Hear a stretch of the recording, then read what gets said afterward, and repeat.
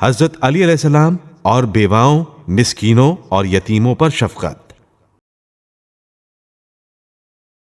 امیر المومنین علیہ السلام بیواؤں، مسکینوں اور یتیموں پر بے حد شفقت فرماتے تھے۔ آپ علیہ السلام کا یہ معمول تھا کہ اپنی خلافت کے زمانے میں رات کو خرموں اور روٹیوں کی ایک گٹری کندھے پر لاد کر نکلتے تھے، اور کوفے میں جہاں کہیں کوئی نادار، بیوہ اور محتاج یتیم یا کوئی مرد مسکین رہتا تھا اس کو جا کر دیتے تھے، اور یہ کام آپ علیہ السلام اپنا منہ چھپا کر انجام دیا کرتے تھے کہ کسی کو پتہ بھی نہیں چلتا تھا کہ دینے والا کون ہے۔ 19ویں ماہ رمضان کو جب آپ علیہ السلام ابن ملجم ملعون کی ضربت سے مسجد کوفہ میں زخمی ہوئے اور 20ویں کی شب میں یہ خدمت انجام نہ دے سکے تو یتیم بچوں نے کافی دیر تک تو انتظار کیا۔ جب کسی نے دروازہ نہیں کھٹکھٹایا تو اپنی ماؤں سے پوچھنے لگے، آج وہ شخص کیوں نہیں آیا جو ہمارے لیے روزانہ کھانا لاتا تھا؟ مائیں اپنے بچوں سے کہتی تھیں، ہم کیا جانیں، نام تک بھی معلوم نہیں کہ کسی سے اس کا پتہ چلائیں۔ 21ویں ماہ رمضان کو جب آپ علیہ السلام کا جنازہ اٹھا اور ان یتیموں اور بیواؤں کو یہ معلوم ہوا کہ رات کو آنے والا شخص حضرت علی علیہ السلام تھے تو ایک عجیب کوہرام بپا ہوا۔ بے شمار یتیم بچے واہ بتا کی صدائیں بلند کرتے ہوئے اور بہت سی بیوہ عورتیں واہ وارثہ کی دعائیاں دیتی ہوئی گھروں سے نکل پڑیں۔ آپ علیہ السلام بیوہ عورتوں کے گھر کا سودا سلف خرید کر لا دیتے تھے، ان کے بچوں کو کھلاتے تھے، کبھی کھانا پکانے کے لیے تندور روشن کرتے تھے اور چھوٹے چھوٹے یتیم بچوں کو اپنے کاندھوں پر بٹھا کر انہیں بہلایا کرتے تھے۔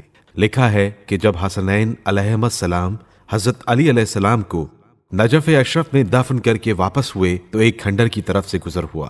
ایک دردناک آواز کان میں آئی جسے سن کر دونوں شہزادے تڑپ گئے۔ آگے بڑھ کر دیکھا کہ ایک اندھا اور مفلوج شخص زمین پر پڑا درد کی شدت سے کرا رہا ہے۔ حضرت امام حسن علیہ السلام اس کے سرہانے بیٹھ گئے اور اس کا سر اپنے زانوں پر رکھ لیا۔ اس نے اپنا سر وہاں سے اٹھا کر پھر زمین پر رکھ لیا۔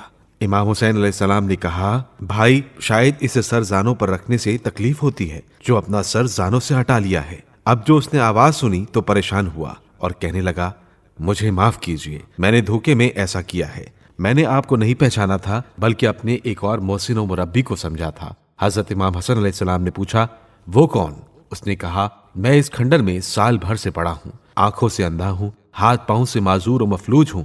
ایک شخص ہر روز یہاں آتا، شفقت سے میرا سر اپنے زانوں پر رکھتا، میرا بدن دباتا، میوے اور روٹی مجھے کھلاتا تھا۔ میں نے ہر چند اس کا نام پوچھا لیکن اس نے نام ہی نہیں بتایا۔